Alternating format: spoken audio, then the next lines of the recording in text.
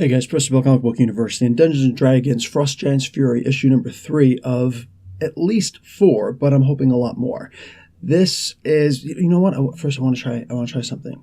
Welcome to Dungeons & Dragons. Do you guys remember the old Dungeons & Dragons cartoon? Dungeon Master? No? Anyway, look, IDW is hitting it out the park with this, and this particular issue, alright, is just... this is one of my favorites, all right? I love the story from beginning to end so far, but this particular issue, this is where it gets into a lot more than just the standard roll to hit and roll to knock somebody out. This is where you actually have to think, and you actually have to do what's called role-playing, tabletop role-playing games, right? Guys, in this particular issue, we see that the heroes here have already captured this giant, all these frost giants, and they were able to let this Shandy, the thief, the rogue, was able to free the one dragon, which helped them to overcome the day. So he, she, it, whatever, flies back to the lair that he inhabits. Now, they've got the one main frost giant here, all right? And basically, they're going to try and torture him, but they don't actually want to torture him. It's simply the illusion of torture. So they got him tied down, and they cast this spell around him that he has to tell the truth. The trick is he doesn't have to talk to begin with. So he's compelled to tell the truth, like Wonder Woman's lasso of truth, if he's going to talk at all. Therefore, they have to convince him to talk in the first place. So this is actually a really cool trick that they do. They cast the ritual. They got this, it looks like a pink fire around this guy, like a fairy fire spell. One of them walks inside of the spell while the other one is asking questions. And they say, you know, what's your name? Go ahead, try to lie to me. So he's forced to say his name. Now, when he does that, he's realizing, oh crap. So like, okay, and watch what happens if you try to lie to us. And the one girl tries to lie. She tries to hold back from talking. And she pretends that she's, being burnt. So this frost giant's like, I don't want to be burnt. I don't want to be burnt. So he right away gets the fear inside of him. Now, frost giants aren't the dumbest of the frost giants. Frost giants are the dumbest of giants, but they're not exactly the smartest either.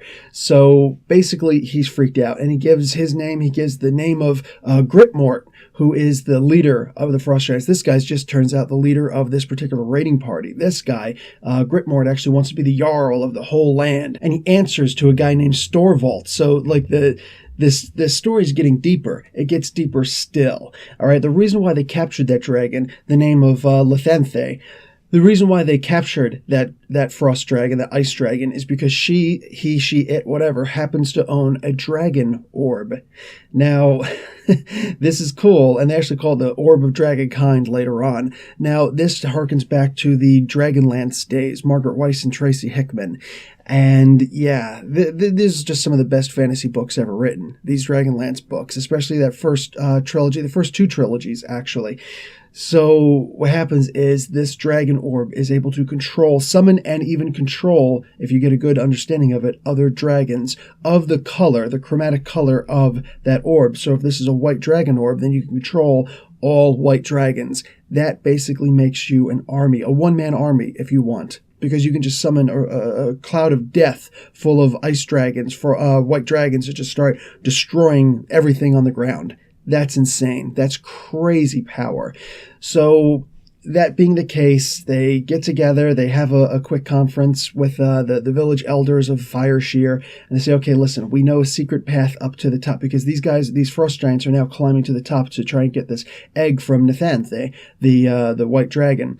So they take a shortcut to get up there. They get all the way up to the top literally minutes before the frost giants, but they try and do a little parlay. It's cool because they really get into the lore and the ecology of the creatures on this world, this new fantasy world, which is awesome. They show that, white dragons, even though dragons are very intelligent creatures, white dragons are the least intelligent of the main chromatic colors. So, man, the dragon basically eventually comes to the point where it says, okay, fine. You, Shandy, you released me. You freed me, and that was cool. But you guys need to understand, Gritmort took my eggs. All right, he took my eggs. So right away, even the Rangers are like, dude, that's not cool, man. That's not cool. You never take somebody's eggs, even if it's a giant, scaly, ice-breathing monster. You don't take away the eggs. The eggs deserve to be with the mother.